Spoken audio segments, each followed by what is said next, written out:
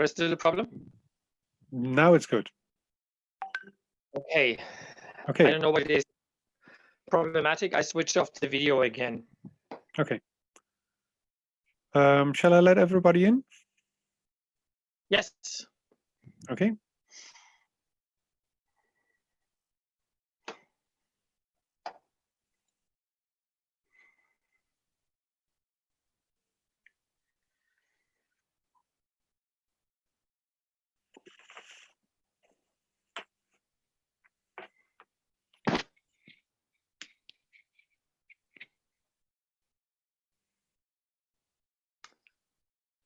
Okay, are we ready to go?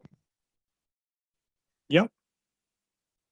Good afternoon, everybody. My name is Stefan Launer. It's my pleasure to welcome you to this session on e-audiology, where in the next 40 minutes we have a number of interesting talks on this topic.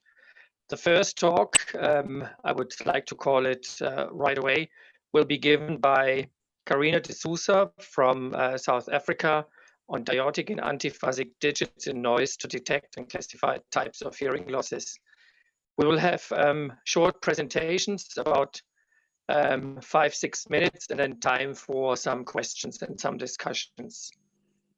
Can you show the first presentation, and can we start it?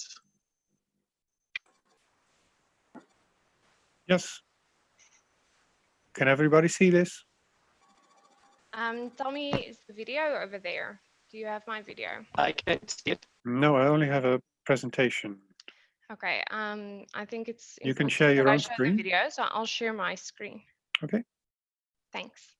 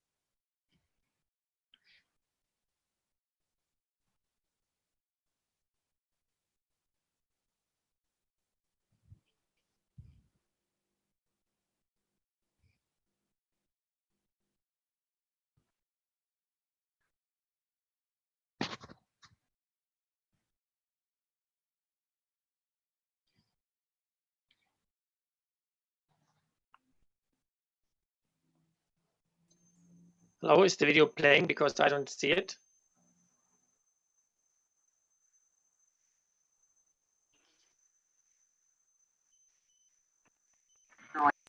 However, antiphasic processing is disrupted in cases of unilateral sensory neural or conductive hearing loss, making the test sensitive to detect those types of losses as well. Therefore, we have a great tool for hearing loss detection. I still don't see the video. I just see you, Karina, and I see your folder system, but not the actual video. So maybe you should Me neither. and screen. If we can watch the video off the website, it's also uploaded onto the website.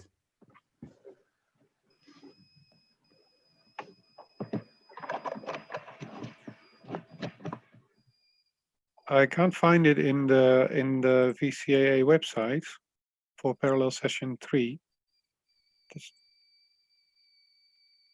There's only the PowerPoint.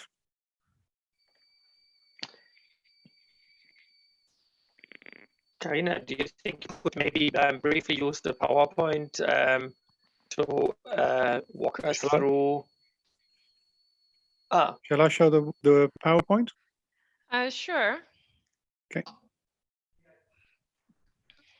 The Yvette, you said video, yeah, sure. Okay, just want to double check. Okay, everyone is seeing the PowerPoint, right? yes. Okay, when you have time, I would like to direct you to the video on the website. It just gives a brief overview of the development of the antiphasic digits in noise test. If I can have the next screen, please. Okay, so we all know that access to care is very limited, especially in low and middle income countries, but also that mobile internet connectivity is rising. So we actually have here a real opportunity to provide better access to care in both low and middle income countries as well as more developed countries. So what we've been doing and what has been happening a lot over the past few years is the development of a smart or a digits in noise test. With what actually started out as a landline test became so validated and so popular that it was released as a smartphone-based app, which the World Health Organization has also now adopted into their approach. Can I please have the next screen? What our team did was we developed a new version that was more sensitive to different types of hearing losses. Previous versions used either monaural testing or used binaural diotic testing, where the same phase digits and noise were presented to both ears simultaneously. The positive thing about diotic stimuli is that it is very time efficient because we can test both ears at the same time, but the problem is that it lacks sensitivity to unilateral sensory neural hearing loss as well as conductive hearing losses. So what we did was we phase reversed the stimuli in one ear, 180 degrees, creating an antiphasic test paradigm where people with normal hearing can actually better segregate the digits from the noise and obtain better SRTs, whereas people with bilateral sensory neural hearing loss, unilateral sensory neural hearing loss, or conductive hearing loss all have lower or worse SRTs. So in the video, we explain a bit about how this works. So what we wanted to do was we wanted to see if we can use both versions, if we are able to classify hearing loss types. So what we hypothesized is that because people with unilateral sensory neural hearing loss or conductive hearing loss would both pass a normal diotic test, but fail an antiphasic digits in noise test, that we might be able to categorize the hearing loss. So what we did here was, you can see on the right-hand side an image where both antiphasic and diotic digits in noise tests were conducted. What you can see is that we were able to very accurately classify the hearing loss into three types of groups, which was normal hearing, bilateral sensory neural hearing loss, or unilateral sensory neural hearing loss, and conductive hearing loss. Fortunately, because the unilateral sensory neural hearing loss and conductive hearing loss present in a similar manner, they are also the group of people who actually require medical referral to an ENT or a physician. So in this image, you can see that we used a fixed antiphasic and a fixed diotic cutoff, which could correctly classify 70% of the overall population or our sample study. You will be able to see in the table that we could accurately classify 80.9% of unilateral and conductive hearing loss cases, 92% of normal hearing, and unfortunately not as high bilateral sensory neural hearing loss. But what I also want to mention is that very few people with hearing loss were actually classified as having normal hearing, which is important in a screening test. Can I have the next slide, please? Then what we did was we experimented with a sloping antiphasic cutoff while keeping the diotic fixed. Over here, you can maximize the overall correct classification of participants. But you will see then that we have a slighter lower classification, a correct classification of the unilateral or conductive hearing loss group. So what this demonstrates is we have a good overall classification, but depending on what your target disorder is, you can vary the cutoffs on what you want the percentage of correct classifications to be for the different types of hearing losses. Next slide, please. What I want to talk about is the potential application for a screening test like this. What is already very positive is that we have a very sensitive screening test that can be conducted over a mobile phone using any headphones. But now, if we include a categorization, we are able to direct referrals to either an audiologist or an ENT.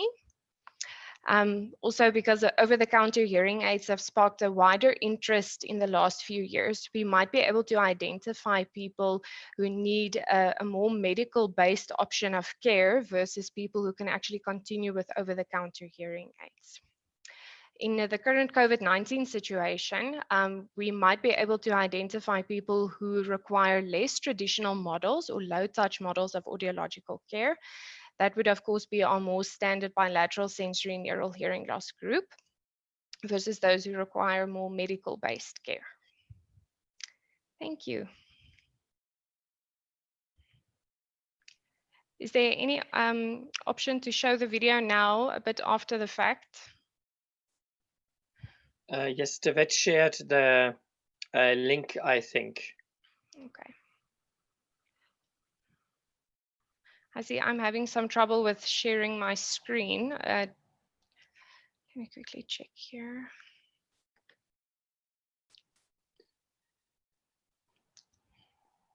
Okay, otherwise you are welcome to watch it a bit later. I don't want to waste anyone's time. Yeah, Devet. Oh, great. I see here. Here it is. Yeah, let's go for it. As far as I can tell, at 6 o'clock there is no follow-up program but dinner break, so we can take the 3 minutes, I think. Okay, thank you.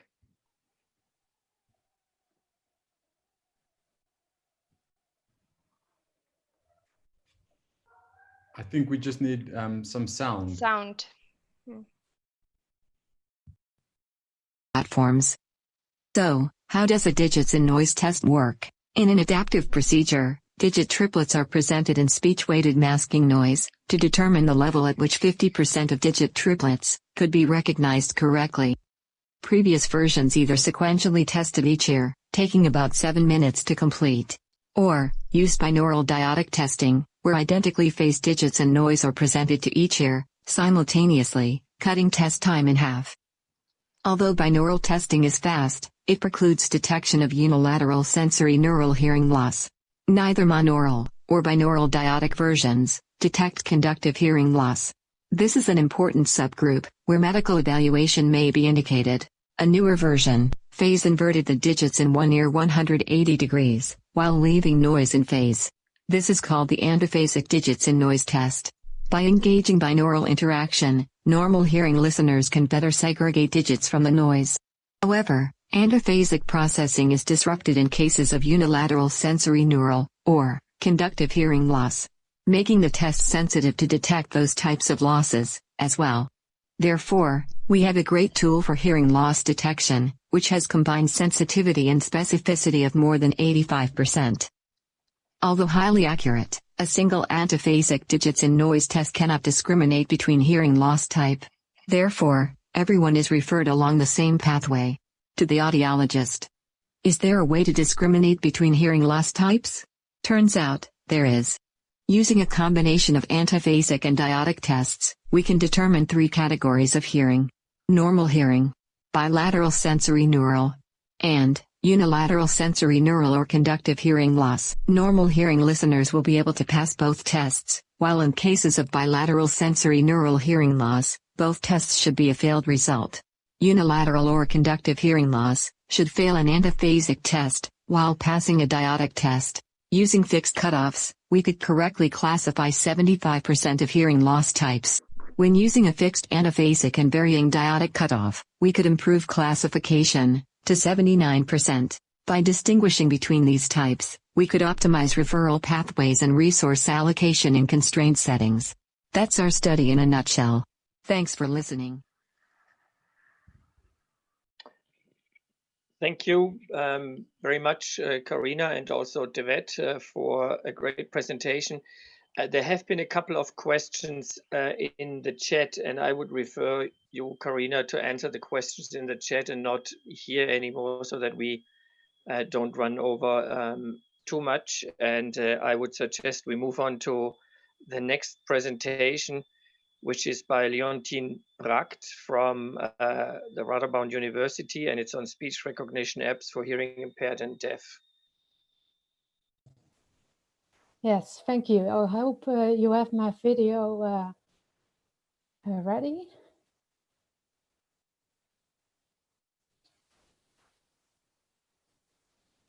Hello everybody, I will tell you something about our little project about speech recognition apps for the hearing impaired and deaf. The aim of this project is to examine the functioning of speech recognition apps and which hearing tests are a representative measure of the ability to convert speech into text. Therefore, a smartphone was positioned on the location where normally the head of the subject is located, with the microphone towards loudspeakers. We tested 4 different apps, the Earvi, Ava, Live Transcribe and Speechy app, on 2 different smartphones, an Android and an iOS system. We performed several hearing tests. First we made a speech audiogram. Next we performed the digits in noise and the sentences in noise. The digits in noise is in black and the results of the sentences in noise is in red. And also a dialogue in English and in Dutch words. Dutch is in black and English is in red, and you can see the percentage correct words in this graph.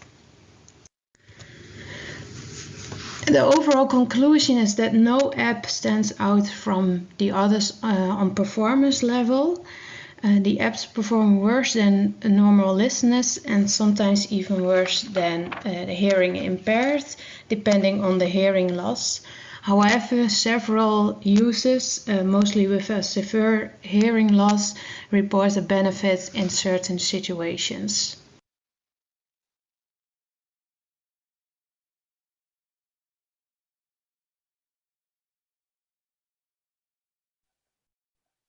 Thank you.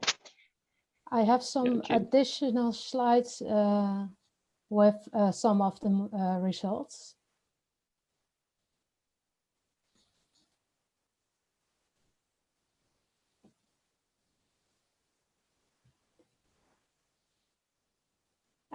Yes. Like I said, we performed some hearing tests. So here you can see the speech audiogram.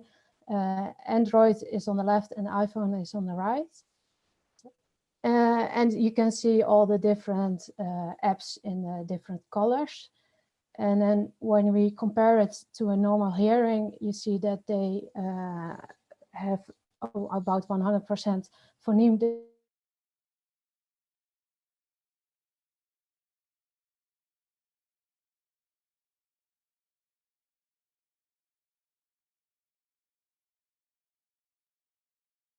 And for the apps, we need to alert phoneme discrimination. For the speech audiogram, we did a test and retest. And then if you go to the next slide. Yes, we performed the digits in noise, also sentences in noise, but show here the digits in noise. Here you can see the results, the signal to noise ratio of the different apps. And the first thing you can see is that it's all positive. It is a positive signal to noise ratio. And when you compare it again with the normal hearing persons, they have a negative signal to noise ratio of about -8 to -10. So also there's a large difference in the apps and the normal hearing persons. And if you go to the next slide, you can see the dialogue what was heard. You can see in black, you can see the Dutch dialogue, and in English, in blue, the English. And then on the left from the iPhone and on the right, the Android. And this is the percentage correct words. So you can see that English is overall a bit better than the Dutch dialogue. And where the Dutch is between 30% and 80%, the English is more stable in overall of all the apps. And when you compare it also with the percentage missing words, so that's the next slide, you can see the same results, that again, Dutch is more variable in the percentage missing words, sometimes even up to 60%, whereas English, the apps perform a little bit better and also more stable in the dialogue. And then to the next slide, I have again the conclusion that overall in all the results, no app stands out from others on performance level. What you can see is that it performs worse than normal listeners, but it's not for normal listeners, it's for people with a hearing impairment. So some reports were of people with hearing impairment that they can use it in certain situations. For example, a small group around the table where they have benefits from it. So thank you for your attention.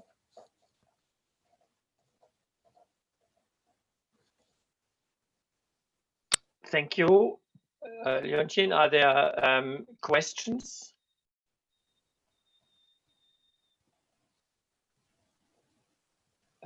One question from the chat was, did you find any phonetic pattern in the errors that were made?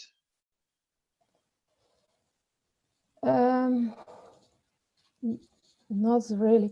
What we, for example, saw in the digits to noise test is that they had some struggling with the digits. They wanted to make words from everything, and they struggle with that it's just one digit.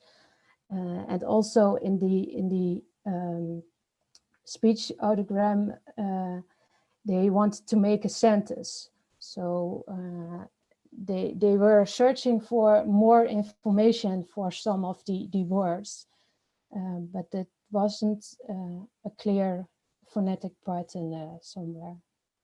Yep. A second question that was asked, whether there was any ability to train the apps to specific speeches and whether they got better with training.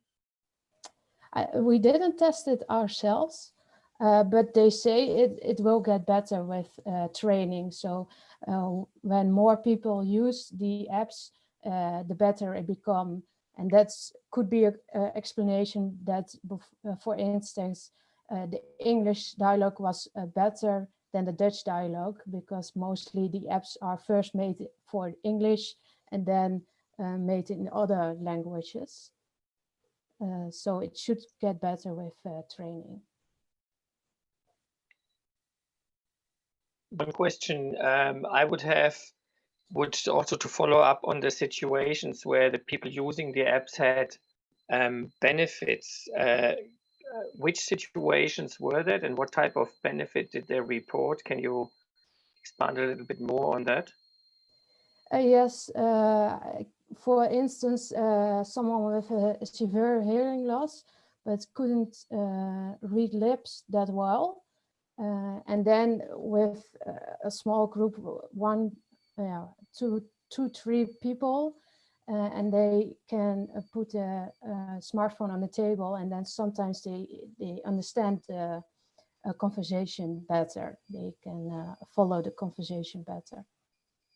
That's an example. Yeah. Did they also use it on the phone, or was that not possible to integrate it in a phone conversation? These apps we tested weren't able to use also on the phone, but there are apps that you can use on the phone. But we didn't test that. Okay, so the last question, I think it's interesting from the chat, is if you have to advise your grandparents to pick one of the four, which would be it? That's difficult because what we show now is only the hearing test results, and well, we noticed that user friendly is also very important for the apps. I think all four were quite well. Maybe Earfi and Ava were a little bit better because they really focused on the hearing impaired persons and as a tool to help them. So maybe that's more user-friendly for now. Okay. Thank you very much for really also interesting and inspiring presentation. I suggest we move on to the next presentation. Thank you, Leontien. Thank you. It's on test retest analysis of aggregated audiometry testing data using the Chakotay Hearing Center. And it's supposed to be a short presentation. 2016, Chakotay released an application for self-testing of air conduction hearing thresholds. The application is called Chakotay Hearing Center and runs on iOS devices. It's a full-function professional clinical audiometer that allows to test thresholds comprised between 10 and 85 dBHL. It's a medical device both in the US and the EU. The application uses the duotone procedure, which is similar to Hodgson-Westlake.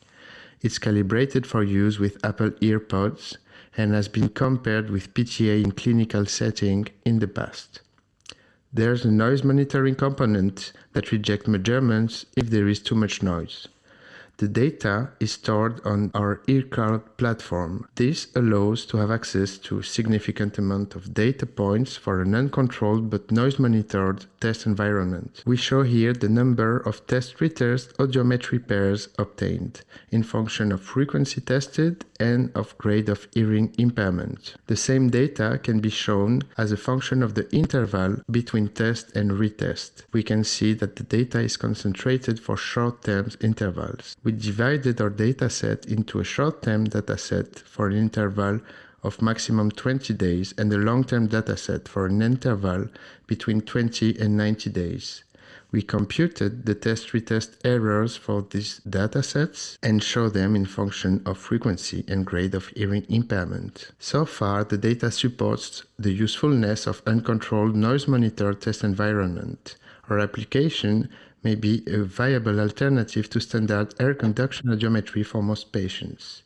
As the next steps, we want to cross-reference this data with other data we have available, such as questionnaires, user-dependent usage patterns, and the influence of the noise environment.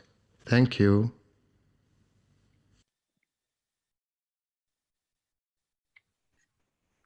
Thank you for the presentation. I don't know whether there is one of the presenters there to potentially, here. Hello, hi everyone.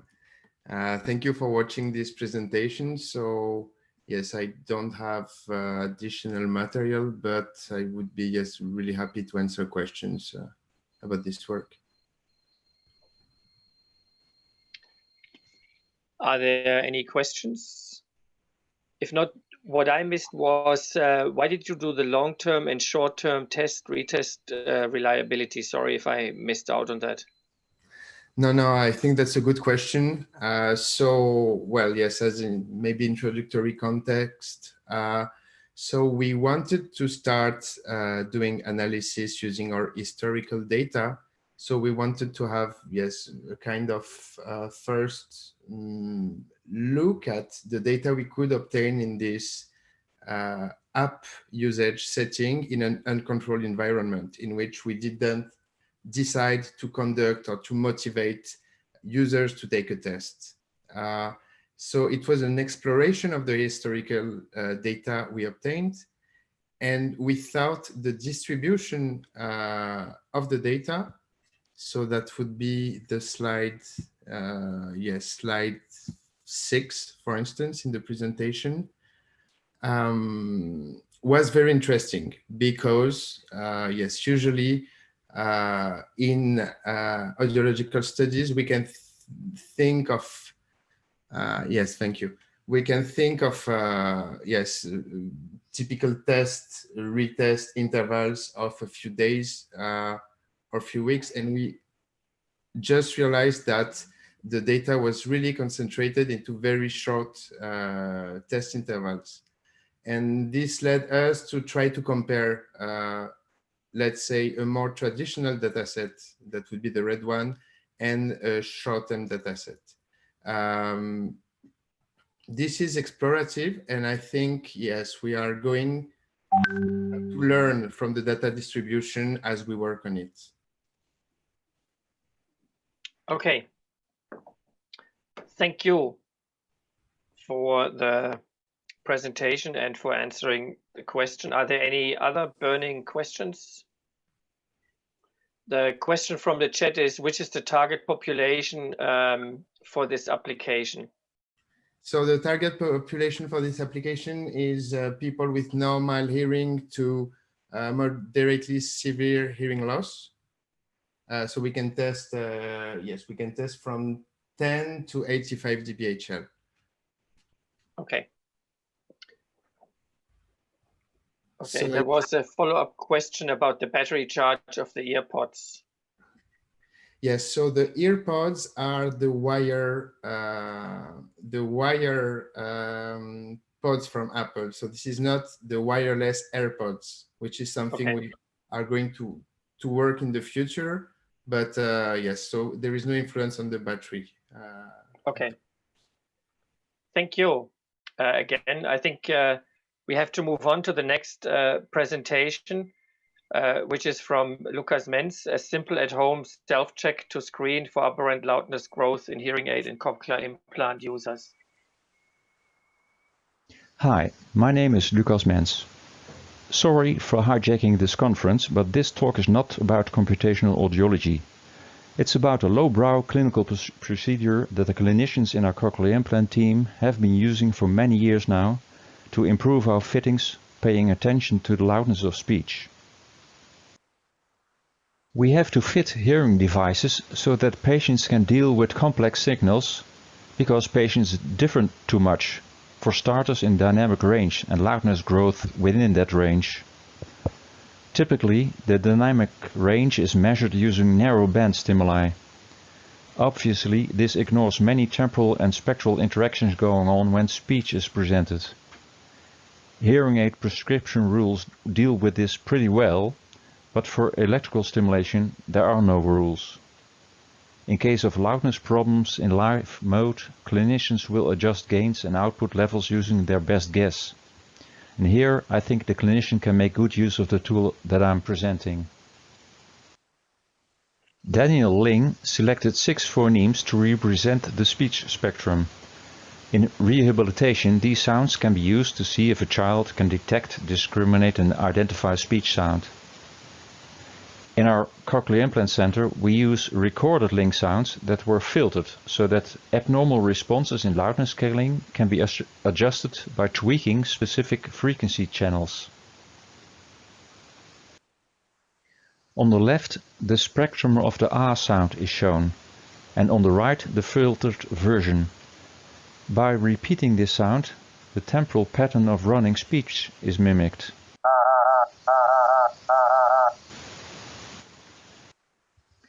Together, oo, ah, e, sh and s cover the speech spectrum. In green, the electrode numbers used by Cochlear in the default frequency table are shown that correspond to each of the sounds. We use similar tables for the other brands. It only takes a few minutes to play these sounds, collect responses, and do some adjustments and check if it works. These sounds, presented at a high level, say 80 dB SPL, allow a clinician to avoid UCL and check for side effects, such as facial nerve stimulation. The conversational level sounds can lead to additional MCL adjustments of phonemes that are too soft or too loud. In patients with an electrical dynamic range of only a few dB, adjusting MCLs using the loud sounds and adjusting the T's using the conversational level sounds is a convenient way to arrive at an acceptable fitting. Corona time asks for at-home tests that patients can do to help clinicians decide if a hospital visit is needed.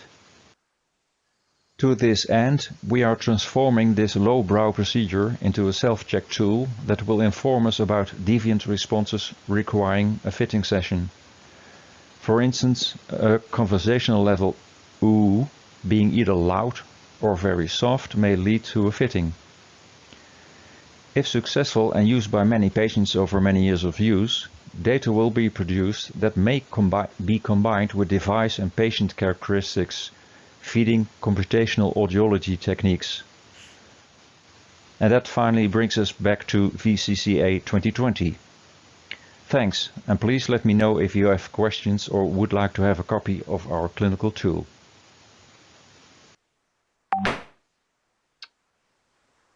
Thank you. Is there any burning question? I basically would allow one question before we move on so that we don't get too much delayed. If not, I have a question maybe, Stefan, if possible. Okay, Cas, one question, absolutely. Yes, thank you, Lucas, for your presentation. I was wondering, is the main aim of the app to get an impression of the profile, or for changing the upper levels, the C levels or the M levels, or even the loudness growth per electrode or per group of electrodes? Well, of course, using adjusting T's and M's gives you only a very limited control over loudness growth within the dynamic range. So it's about avoiding overstimulation, and it's about avoiding understimulation. So it's a crude and simple approach. Okay, thank you.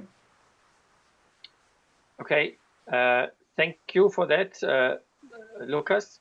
I think we move on now to the last presentation of the session, which is on preliminary evaluation of speech reception threshold measured using a new language-independent screening test by Eduardo Maria Polo from the University of Rome and colleagues from the University of Milano.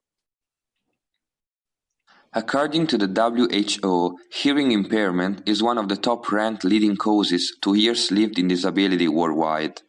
Nowadays, about 500 million people experience disabling hearing loss. Individuals with hearing loss usually seek help very late, when major effects have already occurred.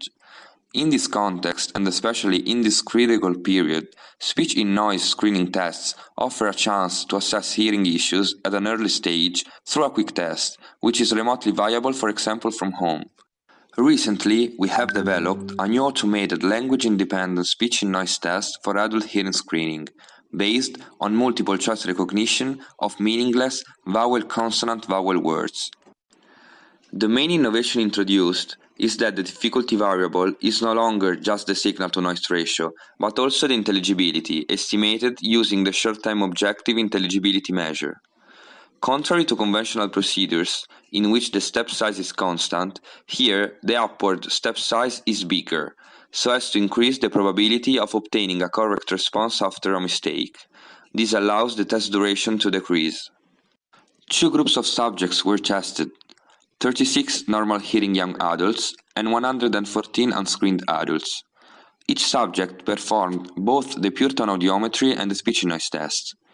Receiver operating characteristic curves were computed in order to characterize the novel speech-in-noise test performance in assessing slight to mild and moderate hearing losses, as defined by the WHO criteria. Generalized linear models were estimated to evaluate the speech reception threshold and age as possible predictors of the grade of hearing loss. The receiver operating characteristic curves show a satisfactory performance of the proposed test in predicting slight to mild and moderate hearing losses. Regarding the GLM, both age and SRT were found to be significant predictors for slight to mild hearing loss, while only the SRT was found significant to assess a moderate hearing loss. Thank you for the attention. Thank you for the presentation. Do you have any follow-up material that you wanted to share? Yes. So I made this presentation. Good afternoon to everyone. This is the title of my abstract, and we can go to the next slide. So VCV stimuli in the context of the vowel A were chosen since they are very sensitive to decreased consonant recognition. They are meaningless words and therefore limit the involvement of cognitive processing and minimize both the language and culture dependence together with the level of the subject education. The recorded VCVs in the test were reviewed in order to find a subset of phonemes which were in common to English, French, German, Italian, Portuguese, and Spanish, since they are in the top languages considering first and second language speakers.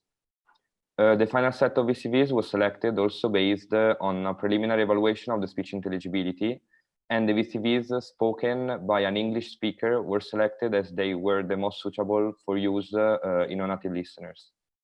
Next slide. So the understanding of VCVs when the signal-to-noise ratio changes has been quantified through the short-term objective intelligibility measure, which is an already fully evaluated objective measure that compares short temporal envelopes of the clean signal and the signal plus noise at specific signal-to-noise ratio through correlation coefficients. The output is a scalar value d, and it represents the intelligibility of the vocal signal in a normal subject at the corresponding signal-to-noise ratio. These values for each VCV at each signal-to-noise ratio were then fitted to estimate the psychometric functions. Next slide. Thank you. Usually, staircase procedures are based on the implicit assumption that the vocal stimuli are understandable, therefore intelligible in the same way. However, speech stimuli are usually not homogeneous. Therefore, the performance level does not necessarily increase when the stimulus level is increased, because the stimuli presented in subsequent trials usually have different psychometric curves, as we can see from the figure on the right. Next slide. Typically, the presentation level of a given stimulus is increased or decreased of an amount equal to the difference between the speech reception threshold of the stimulus itself and the average speech reception threshold of stimuli in the set in order to compensate for inhomogeneity. However, this level correction does not consider differences in intelligibility along the psychometric curves. So what we did from the psychometric curves found, we computed 4 clusters of homogeneous stimuli, and we used directly these curves to select the presentation levels of the stimuli during the test by working on the intelligibility, so increasing or decreasing it. Next slide. So thanks to all these considerations, we were able to test a total of 150 subjects of different languages. In the end, we can say that the proposed test showed a good performance in terms of predicting PTA outcomes, particularly for the identification of moderate hearing loss, as shown in the video before. But further research is needed to fully validate the test in a larger population using an online version of the test, and investigate also the relationship between SRT and PTA and postural additional factors that may predict the hearing loss. So next slide, and thank you for the attention.